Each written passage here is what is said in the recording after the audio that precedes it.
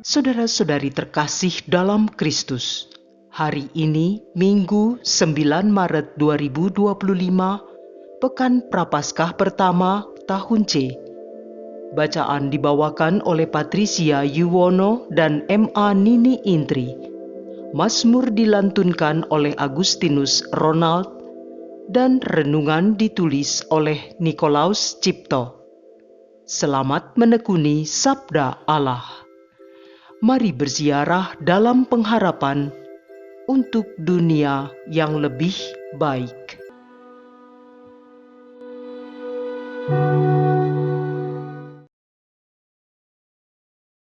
Dalam nama Bapa dan Putra dan Roh Kudus.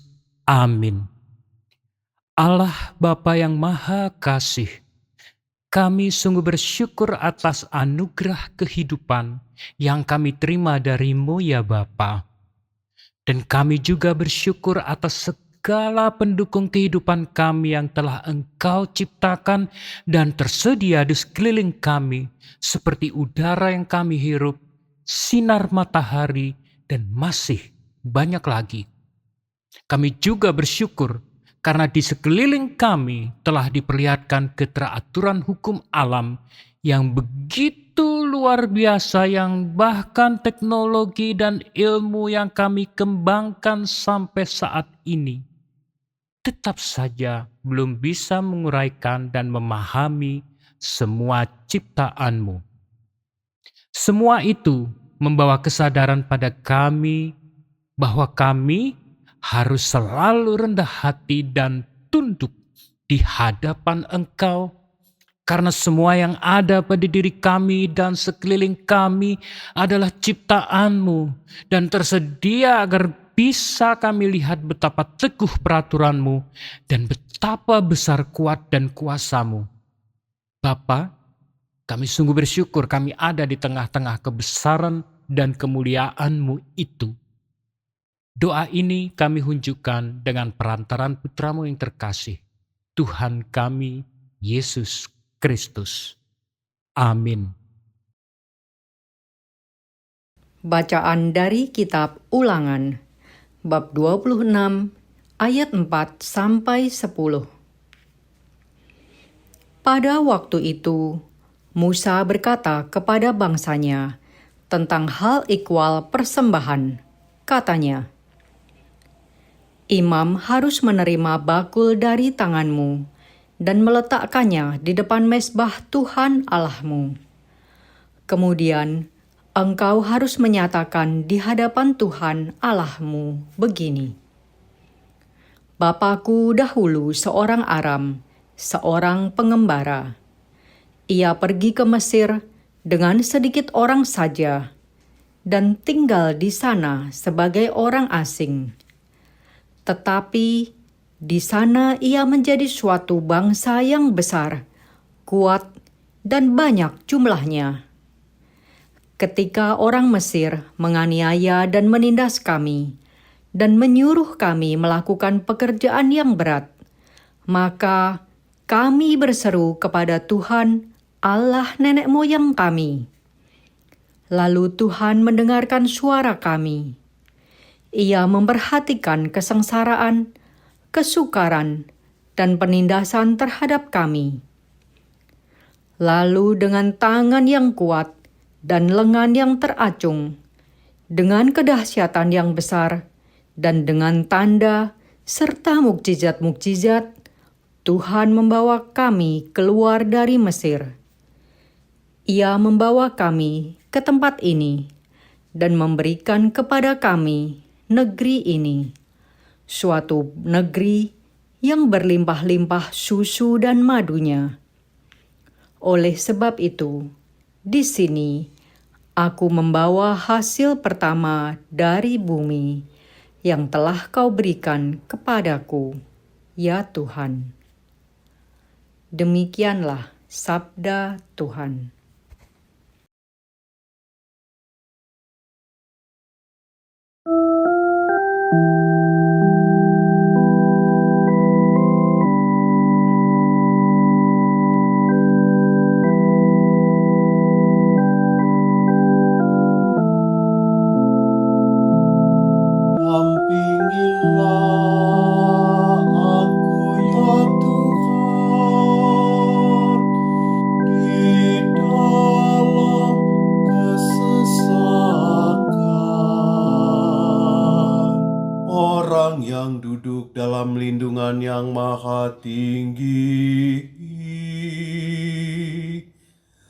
dan bermalam dalam naungan yang maha kuasa, akan berkata kepada Tuhan, Tuhanlah tempat perlindungan dan kubu pertahananku, Allahku yang kupercayai. Dampingilah aku ya Tuhan, di dalam kesesakan. Malapetaka tidak akan menimpa kamu, dan tulah tidak akan mendekat kepada kemahmu. Sebab malaikat-malaikat akan diperintahkannya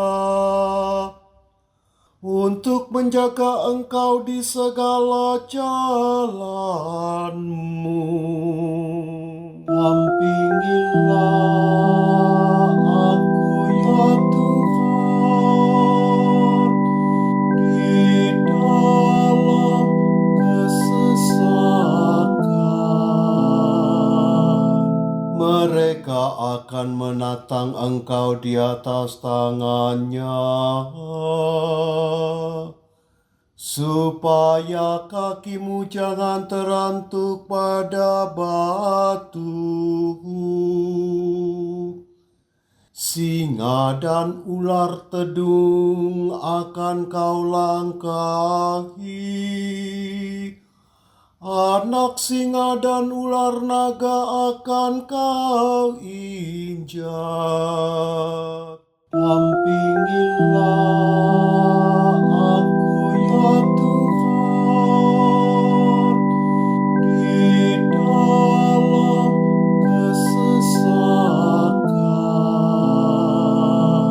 Sungguh hatinya melekat kepadaku, maka aku akan meluputkannya. Aku akan membentenginya, sebab ia mengenal namaku. Bila ia berseru kepadaku, aku akan menjawab. Aku akan menyertai dia dalam kesesakan. Aku akan meluputkan dia dan memuliakannya.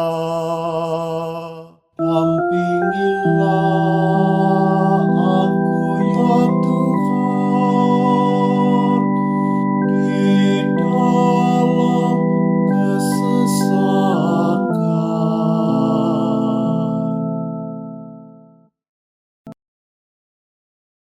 Bacaan dari surat Rasul Paulus kepada jemaat di Roma, bab 10, ayat 8-13. Saudara-saudara, inilah yang dikatakan kitab suci. Firman itu dekat padamu, yakni di dalam mulut dan di dalam hatimu. Itulah firman iman yang kami beritakan. Sebab jika kamu mengaku dengan mulutmu bahwa Yesus adalah Tuhan dan percaya dalam hati bahwa Allah telah membangkitkan Dia dari antara orang mati, maka kamu akan diselamatkan. Karena dengan hati orang percaya dan dibenarkan, dan dengan mulutnya orang mengaku dan diselamatkan. Karena kitab suci berkata, barang siapa percaya kepada Dia tidak akan dipermalukan. Sebab tidak ada perbedaan antara orang Yahudi dan orang Yunani. Karena Allah yang satu itu adalah Tuhan semua orang, dan Dia kaya bagi semua orang yang berseru kepadanya. Sebab barang siapa yang berseru kepada nama Tuhan, ia akan diselamatkan. Demikianlah sabda Tuhan.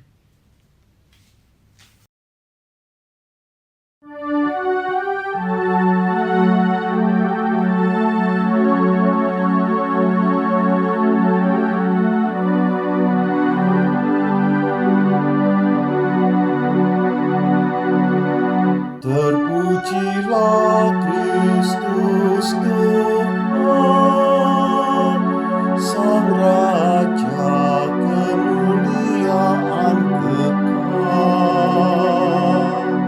Manusia hidup bukan dari roti saja,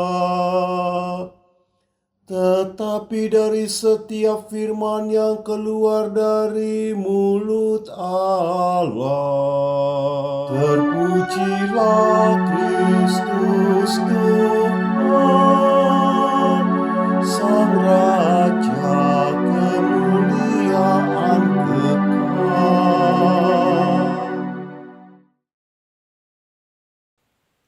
Inilah Injil suci menurut Lukas, bab 4 ayat 1 sampai dengan ayat 13. Sekali peristiwa, Yesus yang penuh dengan Roh Kudus kembali dari sungai Yordan, lalu dibawa oleh Roh Kudus ke padang gurun. Di situ ia tinggal 40 hari lamanya dan dicobai iblis.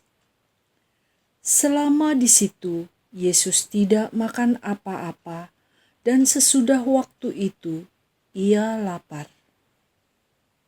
Lalu berkatalah iblis kepada Yesus, "Jika engkau anak Allah, suruhlah batu ini menjadi roti." Jawab Yesus kepadanya, "Ada tertulis, manusia hidup bukan dari roti saja." Kemudian iblis membawa Yesus ke suatu tempat yang tinggi, dan dalam sekejap mata ia memperlihatkan kepada Yesus semua kerajaan dunia. Kata iblis kepadanya, "Segala kuasa itu serta kemuliaannya akan kuberikan kepadamu, sebab semuanya itu telah diserahkan kepadaku, dan aku memberikannya kepada siapa saja yang ku kehendaki. Maka kalau engkau menyembah aku, seluruhnya itu akan menjadi milikmu." Tetapi Yesus berkata kepadanya, "Ada tertulis, engkau harus menyembah Tuhan Allahmu, dan hanya kepada Dia sajalah engkau berbakti." Kemudian iblis membawa Yesus ke Yerusalem dan menempatkan Dia di bubungan bait Allah, lalu berkata kepadanya, "Jika engkau anak Allah, jatuhkanlah dirimu dari sini ke bawah. Sebab ada tertulis, mengenai engkau Allah akan memerintahkan malaikat-malaikatnya untuk melindungi engkau, dan mereka akan menatang engkau di atas tangannya, supaya kakimu jangan terantuk kepada batu." Yesus menjawab katanya, "Ada firman, jangan engkau mencobai Tuhan Allahmu." Sesudah mengakhiri semua pencobaan itu, iblis mundur dari Yesus dan menunggu waktu yang baik. Demikianlah sabda Tuhan.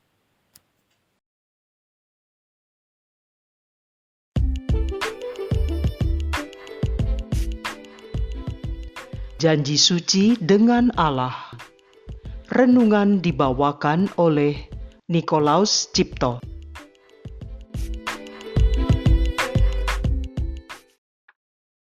Bapak, Ibu, saudara-saudari yang terkasih dalam Kristus. Ketika sepasang pria dan wanita sudah begitu dekat dan memutuskan untuk menikah, mereka akan bersujud di hadapan altar Tuhan dengan dibimbing oleh seorang imam dan mengucapkan janji setia. Janji ini menjadi janji suci yang tak boleh dan tak bisa digoyahkan dan akan terus terbawa seumur hidup. Apa yang sudah dipersatukan Tuhan tak boleh diceraikan manusia. Kemudian timbullah suatu pemikiran, yaitu jika sepasang manusia saja dapat saling mengikat janji suci di hadapan Tuhan, lalu bagaimana jika yang berjanji adalah Tuhan sendiri? Bacaan pertama hari ini juga menggambarkan janji suci yang abadi di hadapan Tuhan. Namun kali ini lebih mengarah antara bangsa Israel dengan Tuhan. Bangsa Israel yang terpuruk karena sebagai bangsa pilihan Allah ternyata harus menerima kenyataan pahit menjadi budak di Mesir. Walaupun kebutuhan hidupnya tercukupi, tetapi tetap saja menjadi bangsa yang tidak memiliki kebebasan karena terikat sebagai budak. Setelah Tuhan membuat ikatan perjanjian dengan bangsa Israel dan memenuhi janjinya dengan membebaskan dari perbudakan Mesir, akhirnya mereka pun dapat menikmati kebebasan dan kemakmuran di tanah perjanjian. Terhadap bangsa yang telah bebas dari perbudakan ini, Tuhan Allah pun meminta mereka untuk tetap tunduk dan setia kepada Tuhan. Bapak, Ibu, saudara-saudari yang terkasih dalam Kristus. Tuhan dan sebuah bangsa. Gambaran yang biasanya muncul dalam pikiran kita adalah gambaran tentang sesuatu sumber kekuatan yang besar ada di hadapan kita. Sedemikian besarnya sehingga nasib sebuah bangsa pun dapat ditolong. Namun, apakah benar Tuhan itu sedemikian besarnya sehingga terasa amat jauh dari diri kita? Bacaan kedua hari ini justru menjelaskan kebalikannya yang disampaikan melalui penjelasan tentang Sang Firman. Dikatakan Sang Firman yang dikasihi itu sebenarnya sangat dekat dengan hati kita. Namun keberadaannya hanya menjadi nyata jika kita mengakuinya atau menerima Tuhan dengan sungguh-sungguh. Jadi, begitu kita menyatakan iman kita dan benar-benar melaksanakan iman kita, maka kebenaran dari Allah akan mengalir melalui diri kita dan dapat terlihat oleh orang lain. Semudah itukah? Sayangnya tidak. Karena kutipan bacaan 2 menjelaskan syarat penting dari beriman kepada Kristus, yaitu karena dengan hati orang percaya dan dibenarkan, dan dengan mulut orang mengaku dan diselamatkan. Karena kitab suci berkata, barang siapa yang percaya kepada Dia tidak akan dipermalukan. Artinya, kedalaman rasa percaya kita itu menentukan kedalaman iman kita dan pancaran keilahian kita.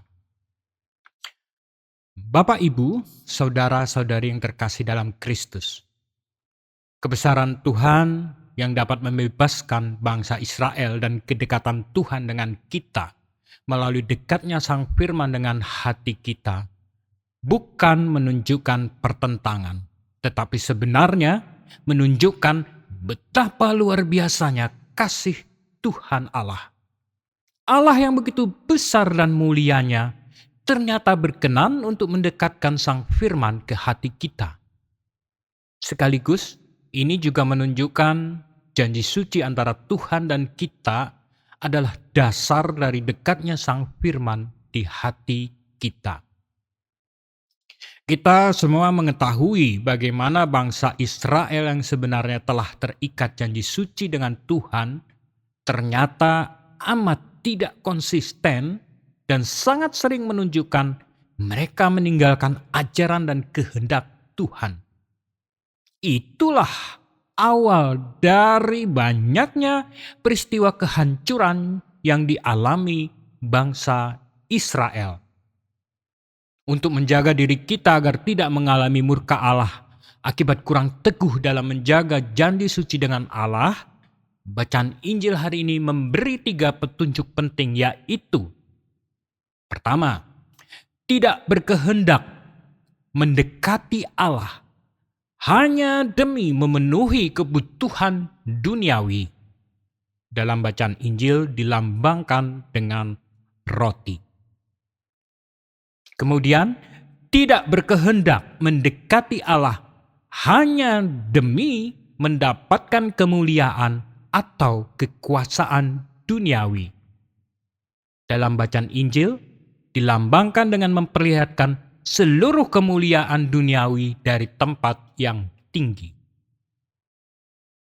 Terakhir, tidak berkehendak mendekati Allah hanya demi mendapatkan kekuatan duniawi. Dalam bacaan Injil dilambangkan dengan melompat dari tempat yang tinggi. Bapak, Ibu, saudara-saudari yang terkasih dalam Kristus. Segala sesuatu yang disampaikan dalam kutipan Mazmur hari ini memang amat luar biasa. Misalnya kutipan, "Malapetaka tidak akan menimpa kamu, dan tulah tidak akan mendekat kepada kemahmu." Seolah-olah menggambarkan tidak akan pernah ada masalah jika kita terikat janji suci dan dekat dengan Tuhan Allah. Namun dari 3 syarat yang dinyatakan dalam bacaan Injil hari ini, nampak jelas keterikatan dan kedekatan tersebut tidak boleh berdasarkan nafsu atau kehendak diri pribadi, melainkan berdasarkan kehendak Tuhan Allah. Ini berarti kemurnian untuk bertindak dan bersikap demi Allah adalah syarat mutlak. Marilah dalam masa Prapaskah ini kita belajar untuk membentuk dan menjaga kemurnian hati kita agar layak menyambut Kristus yang telah berkorban begitu besar untuk menebus dosa kita. Marilah berdoa.